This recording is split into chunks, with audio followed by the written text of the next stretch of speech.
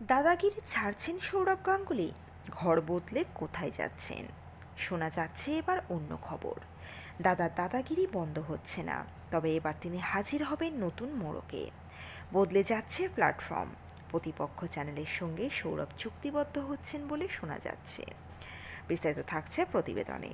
বন্ধুরা, চ্যানেলে নতুন হলে চ্যানেলটি সাবস্ক্রাইব করে রাখতে পারেন। দাদাকে ছাড়া দাদাগিরি, এ তো ভাবাই যায় না। শোনা যাচ্ছে এবার সৌরভকে ছাড়াই নাকি হতে চলেছে দাদাগিরির অনুষ্ঠান। টলিপাড়ায় কান পাতলেই শোনা যাচ্ছে এমনই খবর। হ্যাঁ, ঠিকই শুনেছেন। সূত্রের খবর, সৌরভ গঙ্গোপাধ্যায় নাকি দাদাগিরি অনুষ্ঠানের জন্য চ্যানেল কর্তৃপক্ষের সঙ্গে চুক্তি নবীকরণ করেননি। তবে কি এবার দাদাগিরি বন্ধ হয়ে যাচ্ছে? আগে না, শোনা যাচ্ছে অন্য খবর। দাদাগিরি বন্ধ হচ্ছে না, তবে এবার তিনি হাজির হবেন নতুন মোড়কে। বদলে যাচ্ছে প্ল্যাটফর্ম। প্রতিপক্ষ চ্যানেলের সঙ্গে সৌরভ চুক্তিবদ্ধ হচ্ছেন বলে শোনা যাচ্ছে। যদিও এই বিষয়ে ক্রিকেটের সঞ্চালক নিজে কোনো বিবৃতি দেননি। সূত্রের খবর, বিগ বস বাংলার সঞ্চালনা করবেন সৌরভ গঙ্গোপাধ্যায়। পুজোর পর থেকেই নাকি শুরু হবে শুটিং। তবে সংশ্লিষ্ট চ্যানেলে সৌরভ নাকি একটি নয় দুটি অনুষ্ঠান করবেন। দাদাগিরি আনলিমিটেড, যেটি কিনা দাদাগিরি নামেই পরিচিত।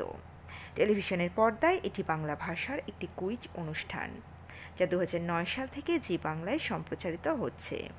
ভীষণ জনপ্রিয় এই শোয়ের প্রথম দুটি সিজন উপস্থাপনা করেছিলেন জাতীয় ক্রিকেট দলের প্রাক্তন অধিনায়ক এবং ভারতীয় ক্রিকেট নিয়ন্ত্রণ বোর্ডের প্রাক্তন সভাপতি সৌরভ গঙ্গোপাধ্যায়।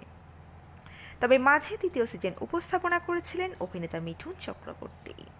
তবে ফের চতুর্থ সিজন থেকে এখনও পর্যন্ত প্রত্যেকটা সিজন উপস্থাপনা করে আসছেন সৌরভ গঙ্গোপাধ্যায়। এখনও পর্যন্ত এই শোয়ের 10টি সিজন সম্প্রচারিত হয়েছে। প্রতিটি শোই বেশ জনপ্রিয়। টিআরপি তালিকাতেও প্রথম সারিতেই থাকে এই শো। এই শোয়ের প্রত্যেক সিজনেই সাধারণ লোকজন থেকে শুরু করে সেলেবরাও হাজির হন প্রতিযোগী হয়ে। তো বন্ধুরা, এই আপডেট ছিল এতটুকুই। তো ফিরে আসছি এরকমই নতুন কোনো আপডেট নিয়ে।